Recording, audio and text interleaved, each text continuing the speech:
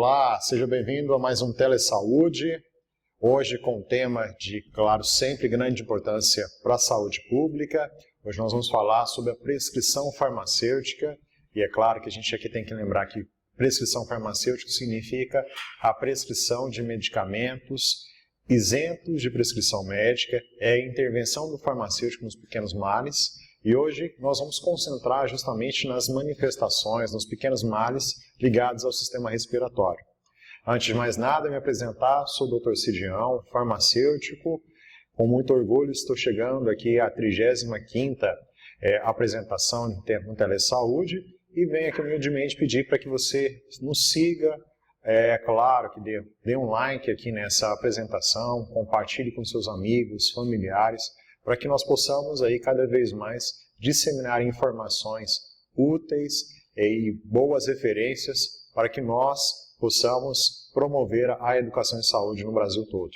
Então, convido você agora, nos próximos minutos, para que a gente possa junto refletir o papel do farmacêutico nessa prescrição de medicamentos, quais são os cuidados, quais são as limitações que nós temos com relação às manifestações respiratórias.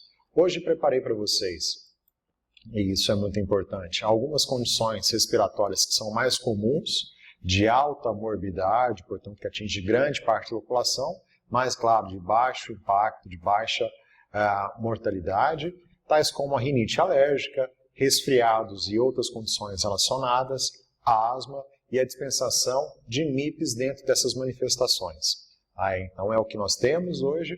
E claro que fiquem à vontade para poder, vocês que estão acompanhando a nós ao vivo, para poder fazer perguntas, e eu vou ter todo, claro, carinho e respeito em respondê-los. E se você que está acompanhando aqui no YouTube, você pode deixar sua dúvida, o seu questionamento nos comentários, e claro que eu sempre acompanho, eu vou ter imensa honra e prazer de respondê-los posteriormente. Assim como também peço a vocês sugestões de temas ligados à saúde, especialmente à farmácia, para que nós possamos aqui construir cada vez mais aulas que possam atender às suas necessidades.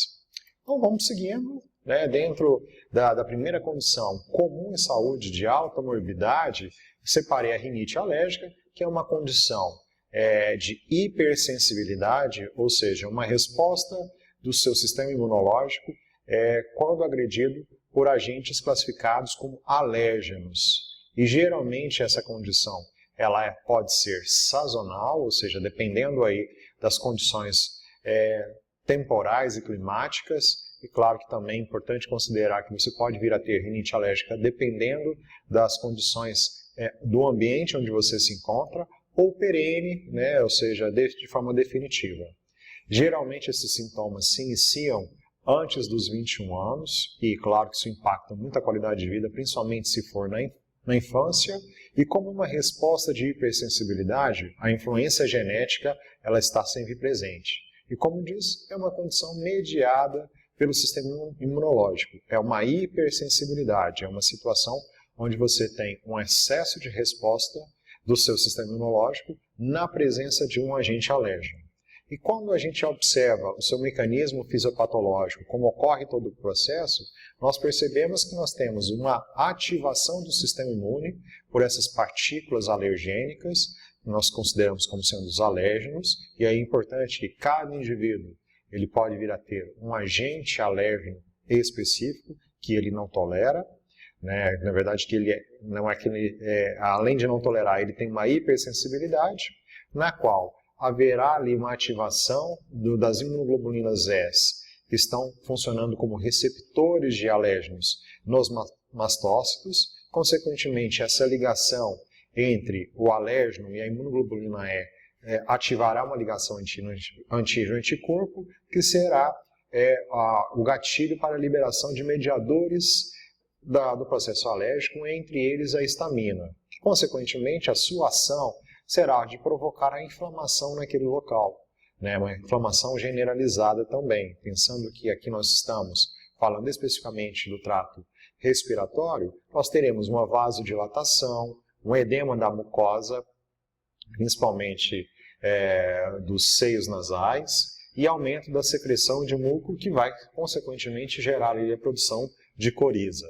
Então, de certa forma, além de todo esse desconforto, né, o indivíduo terá uma dificuldade em respirar, né, em fazer a utilização especificamente do nariz e dos seios nasais, portanto, uma maior dificuldade em inspirar pelo nariz, consequentemente filtrar o ar, aquecer e umidificar. Portanto, ele nessa situação, por esse congestionamento nasal, será mais comum ele respirar pela boca e, consequentemente, desidratar toda essa via aérea paralela e, consequentemente, você está também susceptível a infecções oportunistas secundárias. Né? Isso é um ponto importante, que é uma condição secundária à rinite alérgica. Né? Entre os sintomas e sinais clínicos que nós temos, né, os principais são episódios súbitos e repetitivos de espirros, prurido nasal, né, coceira, corrimento nasal, né, que nós consideramos e denominamos de rinorreia, obstrução nasal parcial ou total e a respiração bucal. E como eu disse para vocês, o que favorece aí, né, o ar que vai penetrar nos pulmões sem estar filtrado, aquecido e umedecido, o que ocorre realmente pelo nariz, e tornando você mais suscetível a infecções oportunistas e secundárias. Né? Entre outros sintomas, né, cefaleia, lacrimejamento associado com coceira e prurido, muitas vezes edema das pálpebras, né, principalmente pelo ato de você coçar em resposta a esse prurido, dor sobre os seios paranasais, garganta seca e tosse repetitiva, né, isso tudo consequência de uma irritação. Né. É importante que o que nós vamos colocar aqui dentro da intervenção farmacêutica pela prescrição de medicamentos isentos de prescrição, nós vamos responder de forma reativa. Mas é fundamental que nós, farmacêuticos e os profissionais de saúde que estão dando assistência a esse paciente, sabendo da sua condição, sabendo que ele possui ali uma condição alérgena, é necessário uma promoção, uma prevenção e uma promoção da saúde, principalmente com educação, para evitar que esse paciente tenha contato com os alérgenos. Por isso é necessário uma pesquisa aprofundada sobre qual é o alérgeno específico que vai gerar todo esse gatilho específico e evitar o contato desse paciente com esses alérgenos. Então é fundamental que se descubra, que se faça uma pesquisa aprofundada e que esse indivíduo evite toda e qualquer situação onde o alérgeno seja exposto a esse alérgeno. Para isso é necessário um controle ambiental, principalmente limpeza do local, e a utilização que se pode ter como alternativa, né, na situação específica do congestionamento nasal, cheiras nasais que aumentam ali a passagem do ar até das vias aéreas, e claro que isso não envolve medicações. Tá? E um fato muito importante a ser considerado que é o uso de máscaras, principalmente em ambientes onde o paciente irá se expor a esses alérgenos. Tá? Muito importante que algumas situações elas vão fugir do controle e vão fugir da eficiência da prescrição farmacêutica, e esses sintomas eles devem ser tratados pela equipe médica. Então o paciente tem que ser encaminhado ao médico para um melhor diagnóstico e, claro, um tratamento assertivo para aquela condição. Né? E importantíssimo também, que é fundamental aquilo que eu coloquei, né? O alergologista fazer a avaliação para determinar a causa exata da reação alérgica e, consequentemente, você ter uma eficácia na prevenção do contato a esses alérgenos.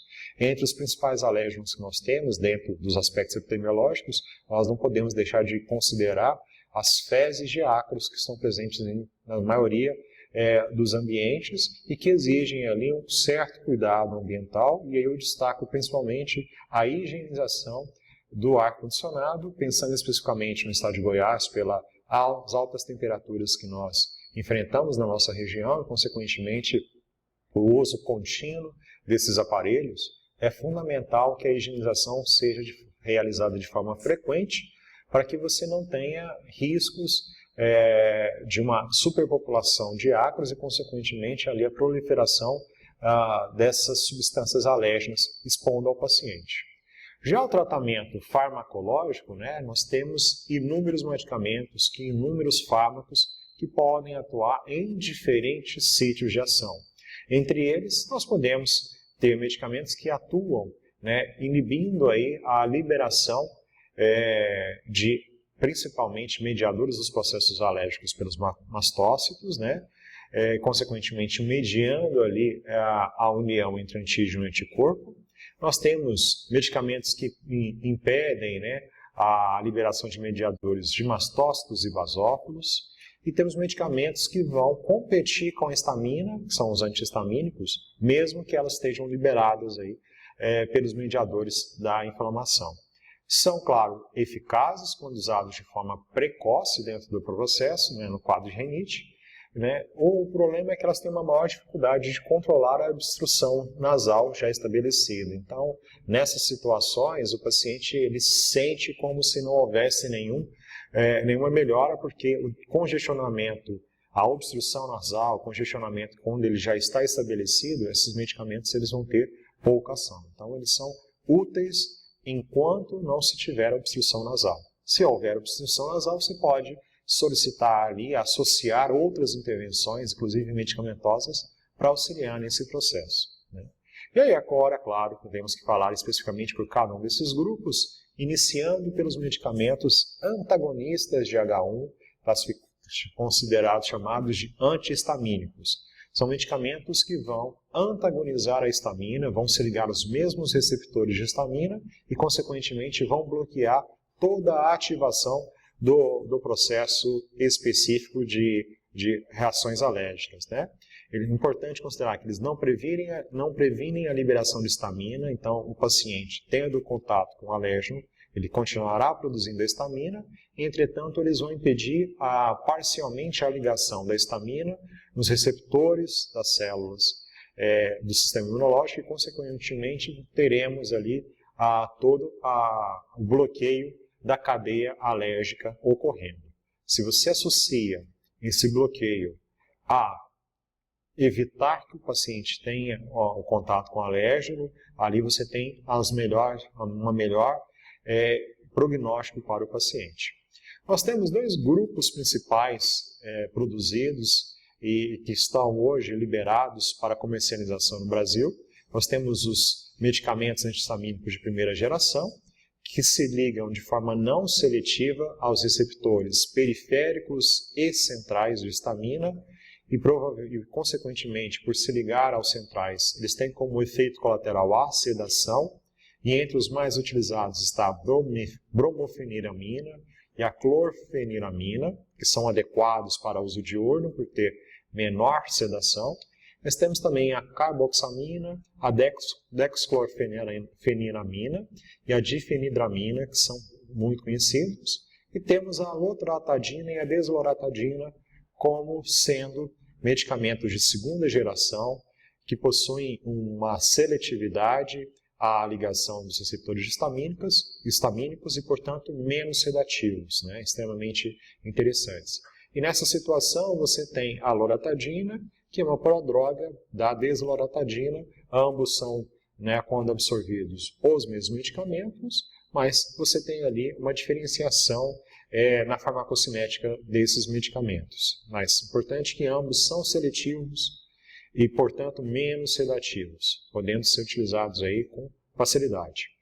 Nessa situação, principalmente os medicamentos de primeira geração, os antihistamínicos de primeira geração, devem ser utilizados com muito cuidado pelo risco de interação medicamentosa com o álcool, porque ele potencializa os efeitos depressores do álcool e, portanto, há um risco de uma sedação extrema, podendo levar a depressões com coma e até levar à morte do indivíduo. Então, cuidado. E uma situação importante também a ser considerada é que em algumas situações específicas, principalmente em crianças, essa sedação ela pode ser excessiva ou você pode ter uma situação extrema onde esses medicamentos podem provocar excitabilidade extrema, né? Então, a criança pode ficar extremamente ativa, né? Então, dificuldades seria o contrário da sedação, né? Dificuldades em se acalmar e dormir, e ali você tem uma situação complexa, né?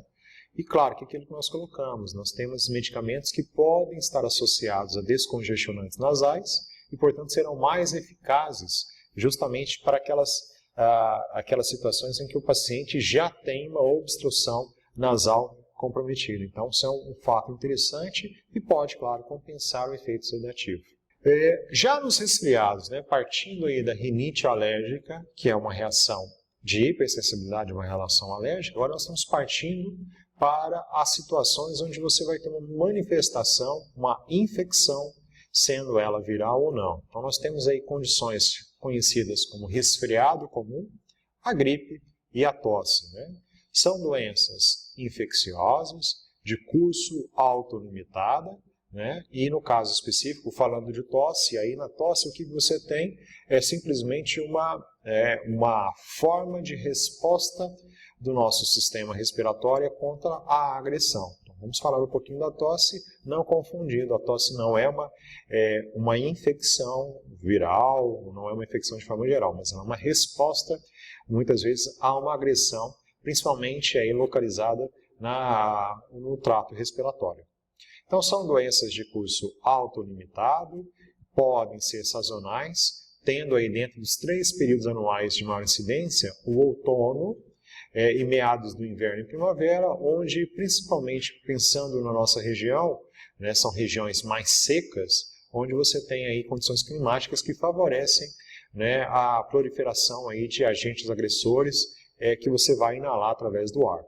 E claro que também, pensando especificamente na gripe, né, a maior frequência, a maior prevalência está nas fases mais jovens, né, principalmente nas crianças, e que frequentam o jardim de infância, né, portanto, que a transmissão se ocorre de maneira mais fácil e tranquila entre essas crianças ali, né? Então, isso é um fato muito importante. Dentro do resfriado, nós temos aí, como eu coloquei para vocês, um caso de infecção viral, onde já são catalogados mais de 200 vírus como sendo responsáveis por essa condição clínica.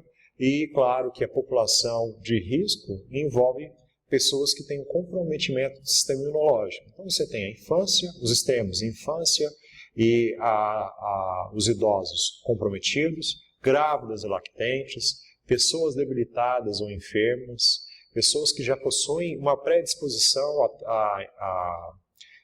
a manifestações do trato respiratório, como asmáticos, pacientes com insuficiência cardíaca, diabéticos, pacientes imunodeprimidos de forma geral e crianças, né? Então são uns pontos importantes.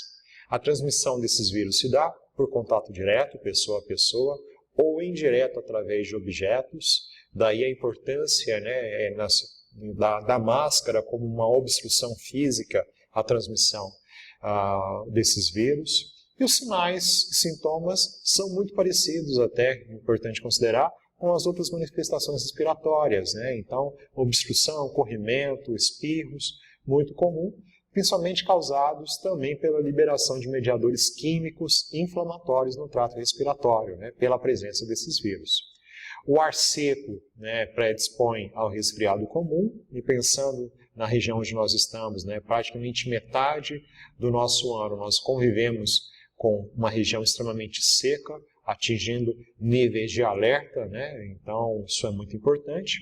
E claro que também entre os sinais e sintomas, a fadiga excessiva, né? A dificuldade em respirar e consequentemente em dormir de forma adequada, estresse emocional, alterações rinofaríngeas e claro também na fala, podem facilitar aí esse contágio. A gripe, ela ocorre já de âmbito mundial, e é importante a diferenciação entre gripe e resfriado, né? A gripe, ela é causada pelo vírus influenza, um vírus da família dos ortomixovírus, sendo eles do tipo A, B e C, são inúmeros, né? Mas mais comum é a transmissão através do vírus influenza A, um vírus altamente transmissível e facilmente mutável, o que permite que você ao longo da vida tenha inúmeras infecções por esses agentes, né? Isso é importante considerar, e que ele atinge todas as faixas etárias num curto período de espaço e tempo pela sua facilidade de transmissão, portanto sendo responsável por epidemias e pandemias. A sua transmissão se dá muito semelhante ao resfriado, pensando que é um vírus, se dá por contato direto. E claro que a gente tem aqui uma situação de ser também podendo ocorrer uma transmissão de animais para o homem, né? E principalmente aves e suínos sendo transmitidos ali por uma disseminação aérea através de gotículas em aerossol, né?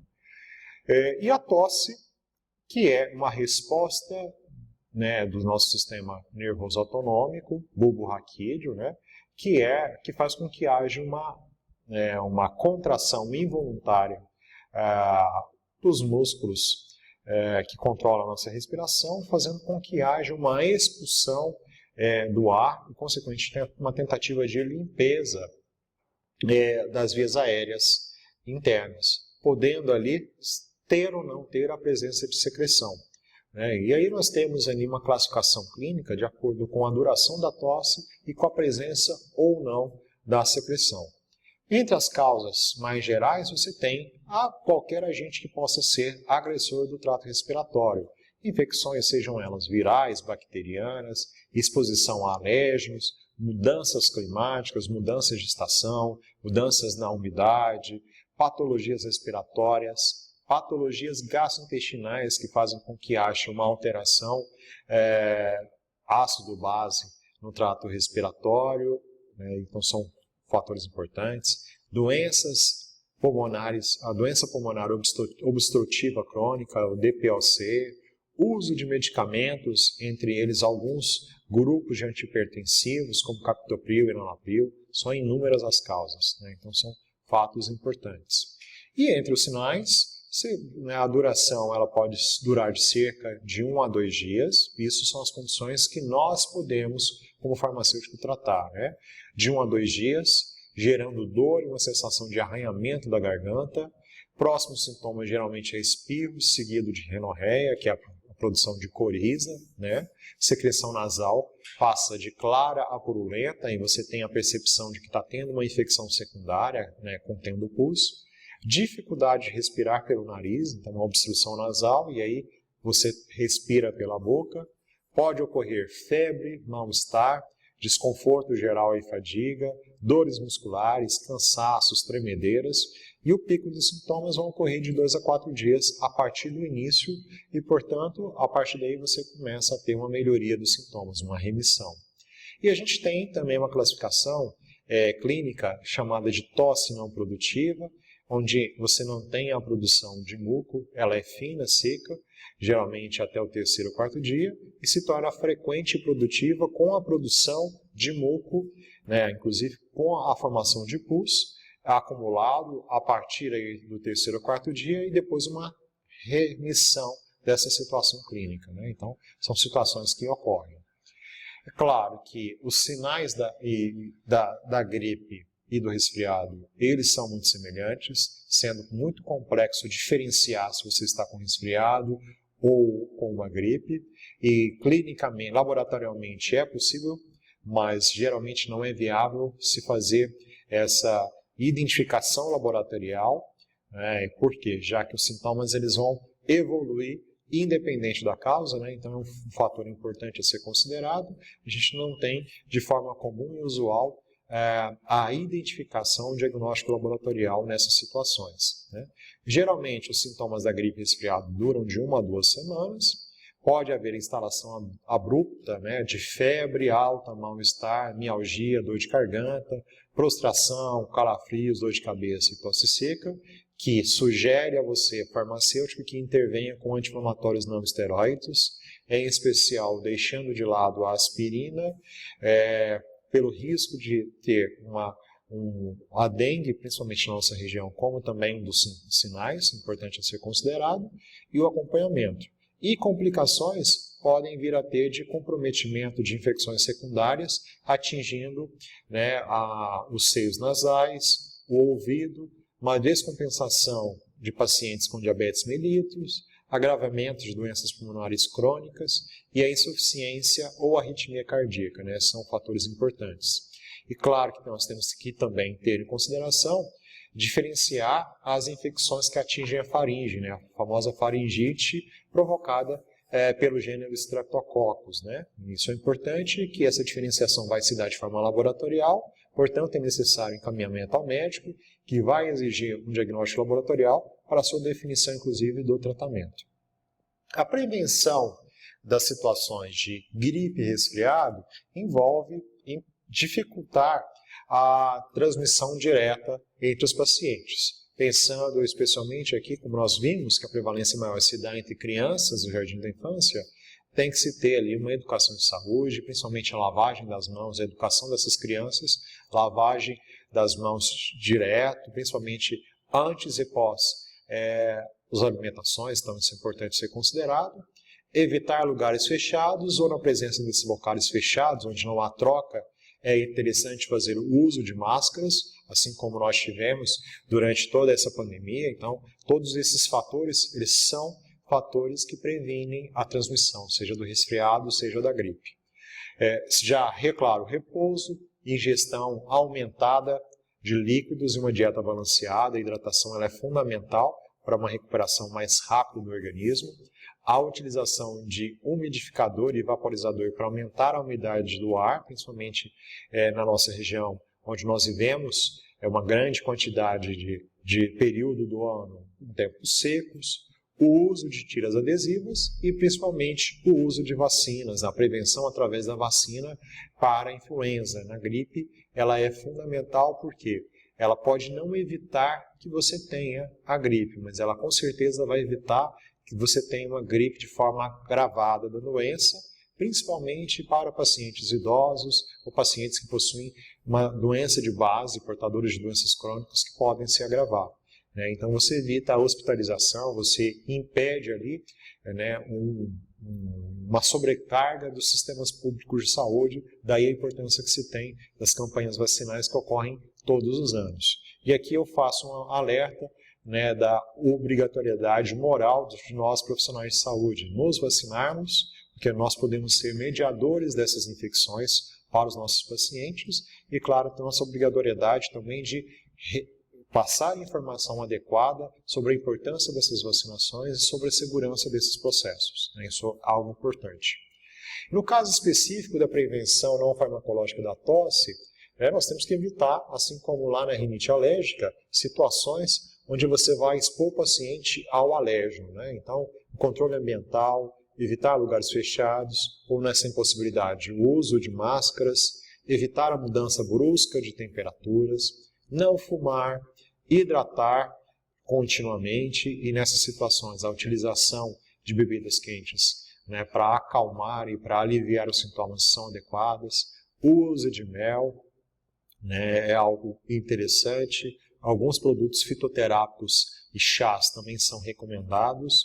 Elevar a cabeceira da cama e uma boa ventilação no quarto para favorecer ali a desobstrução nasal e a supressão inadequada. Lembrar que o uso inadequado de medicamentos que possam suprimir a tosse pode fazer com que você tenha um acúmulo de agentes agressores e, consequentemente, provocar uma inflamação generalizada ali dos alvéolos pulmonares, que são reconhecidos como pneumonia.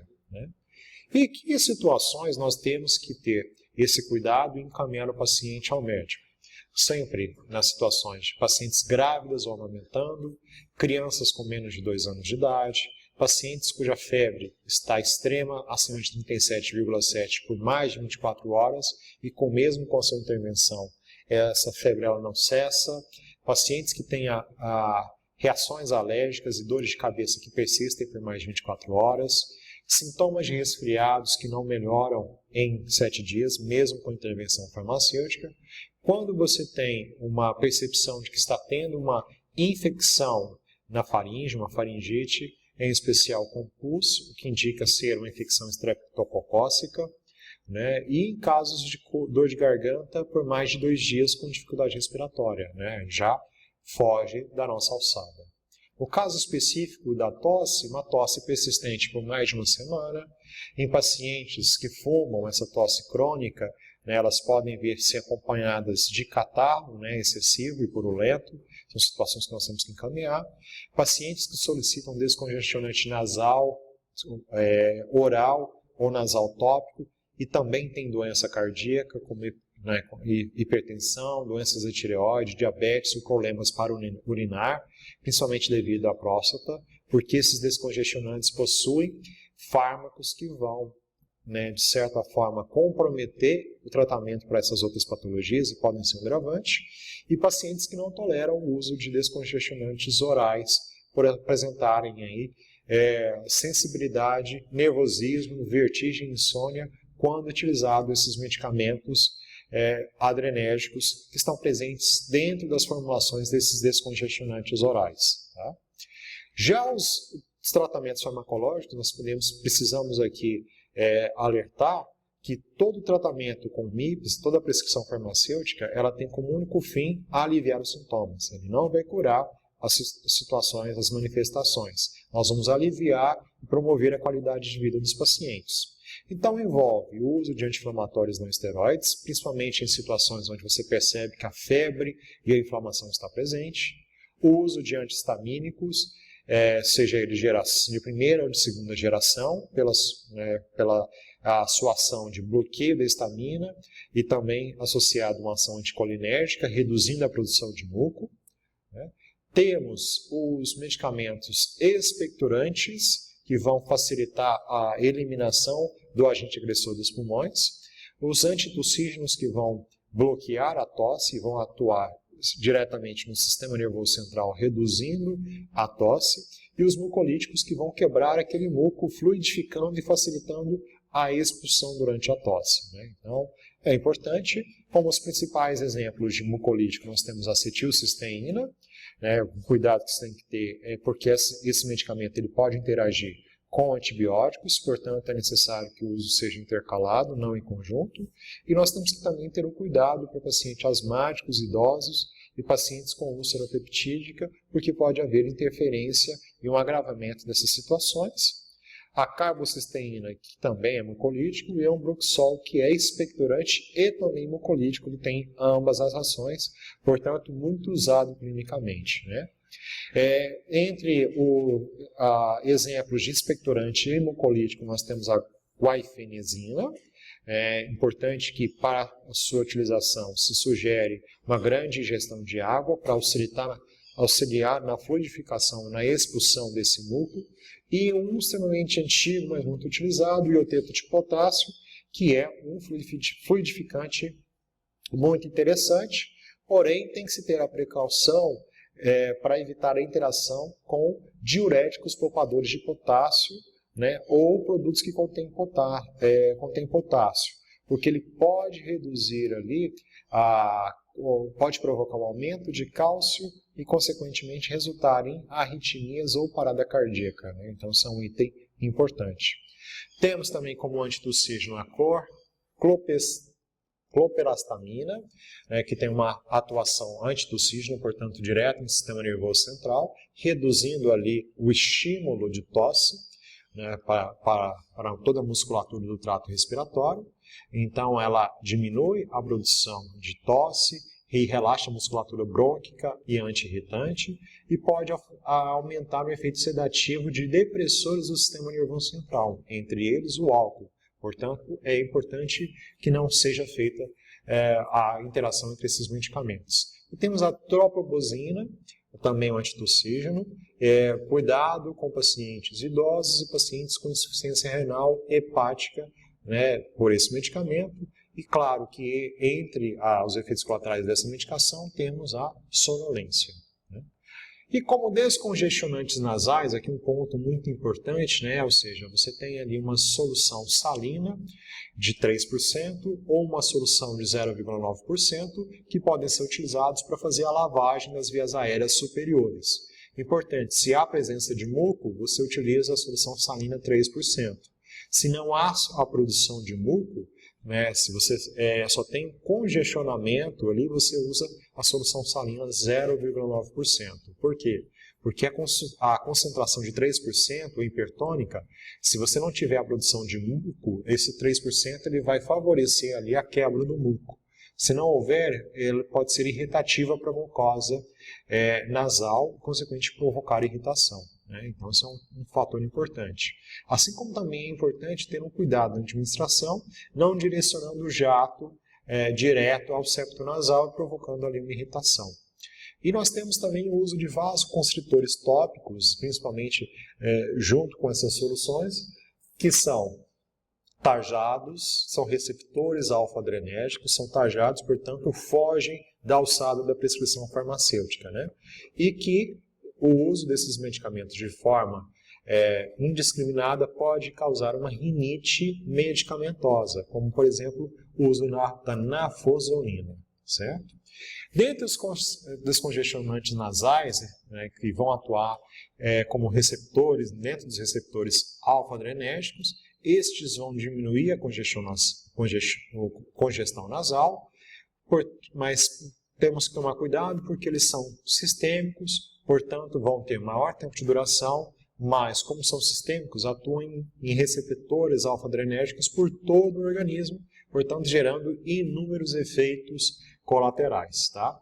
Podem ser indicados por ser alguns MIPs, como exemplo a fenilefrina, que vai estimular diretamente os receptores alfa-adrenérgicos no pulmão, também facilitando a respiração, certo? Como eu disse para vocês, entre outros MIPs utilizados, a solução salina 0,9%, nesse caso útil quando não há uma congestão com muco, sendo importante para a hidratação da mucosa nasal e para lavagem, removendo agentes alérgicos, muito útil na rinite alérgica. Anestésicos locais e formulações em spray, principalmente para aliviar o desconforto do trato respiratório e também da faringe, e formulações combinadas com analgésicos e antiperiéticos, né, e descongestionantes, muito utilizados entre os medicamentos mais comercializados nas drogarias e nas farmácias comunitárias. Né? Cuidado, porque esses medicamentos estão entre os que mais possuem reações adversas. Então, isso é um ponto importante. E para nós fecharmos o nosso encontro de hoje, vamos falar rapidamente da asma, que também tem um fundo alérgico, certo? É uma situação onde você tem um aumento da inflamação generalizada das vias aéreas, todas elas mediadas pelo nosso sistema imunológico, portanto, um processo inflamatório causado especificamente por determinados fatores, que podem ser alérgicos ou não. Dentre os fatores mais importantes no agravamento dessa resposta estão agentes infecciosos, alérgenos, mudanças ambientais, mudanças de clima, exercícios físicos, medicamentos, alimentos, entre outros. Né? E também, claro, que podemos ter na asma uma manifestação extraesofágica dos distúrbios gastrointestinais, né? Uma alteração ácido-básico ali dentro desse processo. Os sinais e sintomas é tosse, com sibilo, né? Ou seja, um apito na hora de respirar, que significa que há uma diminuição da luz do trato respiratório, porque ele, além de estar inflamado, há a produção de muco e, consequentemente, uma dificuldade de respiração, de troca gasosa, o que leva a uma obstrução aguda, uma cianose e uma hipóxia, né? Ou seja, uma cor azulada do indivíduo com uma dificuldade de trocas gasosas pulmonares. Né? E claro que a classificação da asma vai se dar de acordo com a sua frequência e a sua gravidade. Importante considerar que, em algumas situações, os fatores ambientais eles podem agravar, em outras situações, a prática do exercício físico também pode ser um fator complicante. Não deve ser indicado MIPs nessas situações, porque os MIPs eles não vão avaliar e tem que se avaliar especificamente ali qual é a terapia adequada e quais são os efeitos cardíacos dentro desse processo, já que muitas dessas medicações elas podem vir provocar efeitos colaterais porque são estimulantes adrenérgicas, consequentemente podem aumentar a frequência cardíaca e aumentar a pressão arterial. E nesse caso, nosso papel como farmacêutico é a conscientização sobre o uso correto e adequado do tratamento, a adesão, garantir a adesão aos medicamentos, fazer a orientação correta sobre o uso e, claro, orientar junto ao paciente sobre quais condições médicas e clínicas devem ser as ideais para que seu tratamento seja eficaz identificando fatores que podem desencadear uma crise asmática e, consequentemente, educando para que ele evite essas condições. Tá? Então, fechamos com asma, sempre fazendo esse alerta que aqui não cabe a dispensação de MIPS. Deixo para vocês aí algumas referências de importância, fico aqui aberto e disponível para dúvidas, para você que está acompanhando ao vivo essa transmissão, e para você que está acompanhando pelo YouTube, né, peço a você que, claro, compartilhe essa apresentação, comente o que você achou dessa aula, compartilhe, dê sugestões de novas temáticas, e eu vou ficar muito feliz em manter com você um contato para que a gente possa crescer aí através da educação em saúde, principalmente na farmácia. Tá? Fica aqui um desejo de saúde a vocês, um grande abraço e até a nossa próxima aula.